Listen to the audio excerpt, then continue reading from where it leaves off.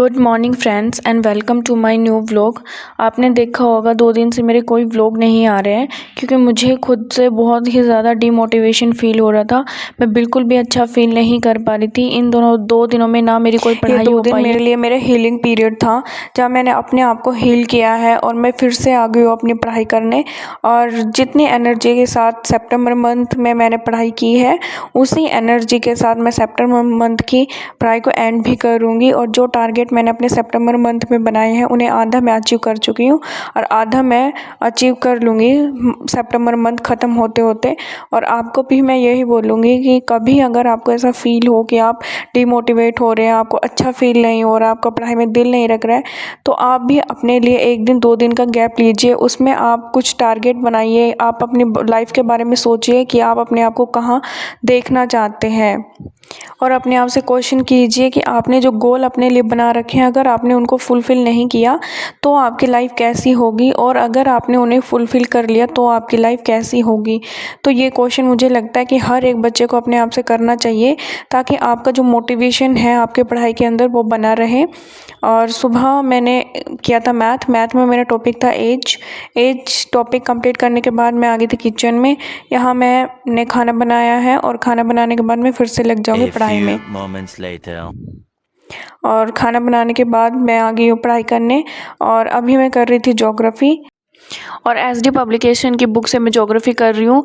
वहाँ से मैं वर्ल्ड ज्योग्राफ़ी को कंप्लीट कर चुकी हूँ। अभी मैं शुरुआत की है मैंने आज से इंडियन ज्योग्राफ़ी से, जहाँ आज मैंने इंडिया के बारे में बेसिक इंट्रोडक्शन कंप्लीट किया है। और सेकंड जो चैप्टर होता है हमारा भारत का भौतिक विभाजन, जिसमें से आज मैंने किया है हिमालय, उत्तरी मैदान, थार का मरुस्थल और पश्चिमी घाट और पूर्वी घाट। बस इतना मैंने आज कंप्लीट किया है ज्योग्राफ़ी के अंदर। और उससे पहले जो मैंने जितना भी ज्योग्राफ़ी में पढ़ रखा था उसका मैंने मल्टीपल टाइम रिवीजन किया है और जितना आज पढ़ा था उसका भी मैं आज रिवीजन कर चुकी हूँ। मैं इसी तरीके से बार बार रिवीजन करके अपने एक टॉपिक को कंप्लीट करती हूँ ताकि मैं आगे बढ़ती रहूँ, लेकिन पीछे का मुझे भूलना नहीं है। तो मैं मल्टीपल टाइम्स एक चीज़ का रिवीजन कर करके अपनी ज्योग्राफ़ी को धीरे धीरे मैं कंप्लीट कर रही हूँ। और मुझे अच्छे से पता है कि आज 15 तारीख है, 15 तारीख तक मैं आधा जो मैंने टारगेट बनाया था सितंबर मंथ का वो अचीव कर चुकी हूँ और आधा मैं सितंबर ख़त्म होते होते अचीव कर लूँगी। 2 hours later. उसके बाद मैं आपको दिखा रही थी कि मैंने आज ज्योग्राफ़ी में कौन कौन सा टॉपिक किया है और कहाँ से किया है। ये एसडी पब्लिकेशन की बुक है। आप मुझसे पूछते रहते हैं कि दी आप ज्योग्राफ़ी कहाँ से करते हो, तो मैं एसडी पब्लिकेशन की बुक से ही अपनी ज्योग्राफ़ी कंप्लीट कर रही हूँ। अगर आपको ये बुक अच्छी लगे तो आप भी अपने लिए इस बुक को ऑर्डर कर सकते हैं। मुझे पर्सनली ये बुक बहुत अच्छी लगी। और मैं आपको बता दूं जो पासेस हैं वो मुझे इसमें मतलब ऐसा था कि रटना था, लेकिन मैंने वीडियो लेक्चर से कंप्लीट किया है पासेस को। उसके बाद मैंने सीडीपी का रिवीजन किया है। जितने भी टॉपिक्स मैं सीडीपी में कंप्लीट कर चुकी हूँ उन सब का आज मैंने सिर्फ रिवीजन किया है। न्यू टॉपिक आज मैंने सीडीपी में कुछ भी नहीं पढ़ा है।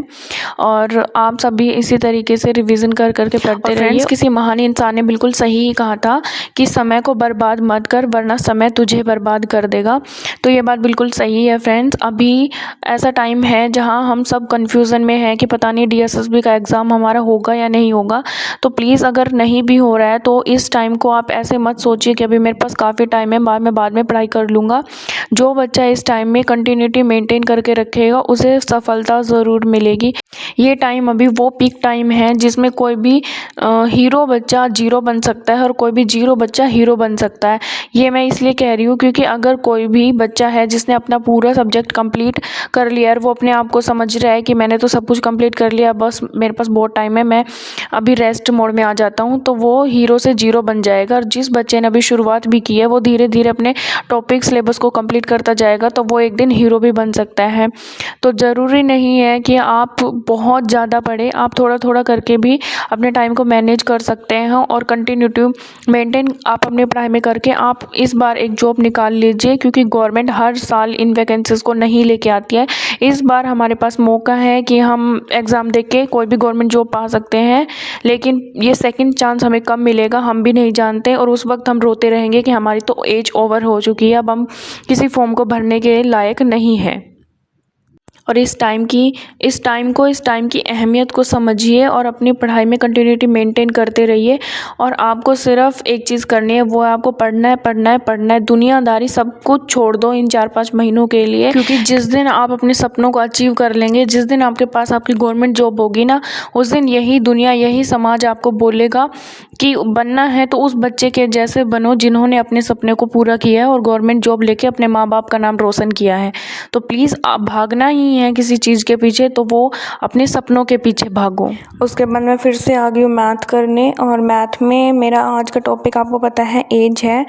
एज मैं सुबह कंप्लीट कर चुकी थी, लेकिन यहाँ मैं क्वेश्चन सोल्व करके देख रही थी कि मुझसे कितने क्वेश्चन सोल्व हो रहे हैं।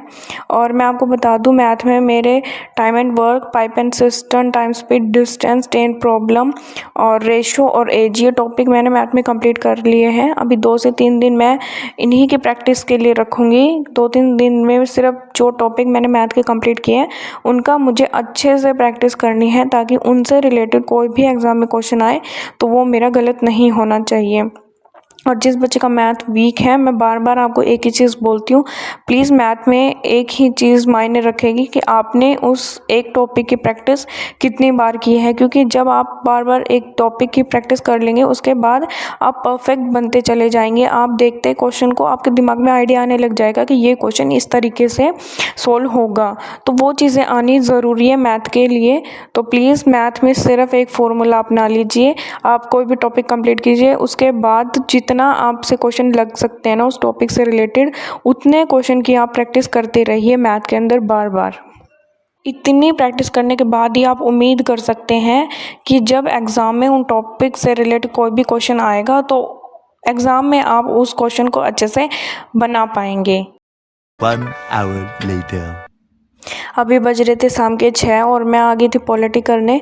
और पॉलिटी में आज मैंने करा है कार्यपालिका, जिसमें हमारा राष्ट्रपति, उपराष्ट्रपति और राज्यपाल आ जाते हैं। लेकिन यहाँ से मुझे बिल्कुल भी समझ में नहीं आ रहा था, तो फिर मैंने यूट्यूब पे टॉपिक डाला और फिर वहाँ से कंप्लीट किया है, क्योंकि वहाँ पे ट्रिक के साथ आपको सारी चीज़ें समझाई जाती हैं।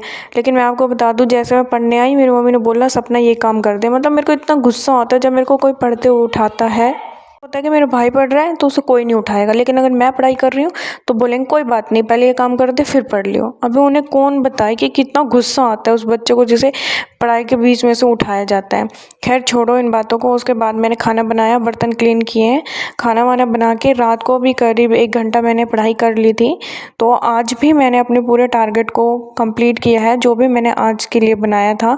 तो आप भी अपने टारगेट को रोज़ के रोज़ कंप्लीट करते जाइए। अगर आप रोज़ टारगेट अपना कंप्लीट करेंगे तो आपको कोई प्रेशर अपने माइंड के ऊपर फील होगा ही नहीं। इसलिए प्लीज़ रोज़ के टारगेट को आप रोज़ कोशिश करिए कि आप 100 नहीं तो आप 90-80% अपने टारगेट को उसी दिन कंप्लीट कर लें।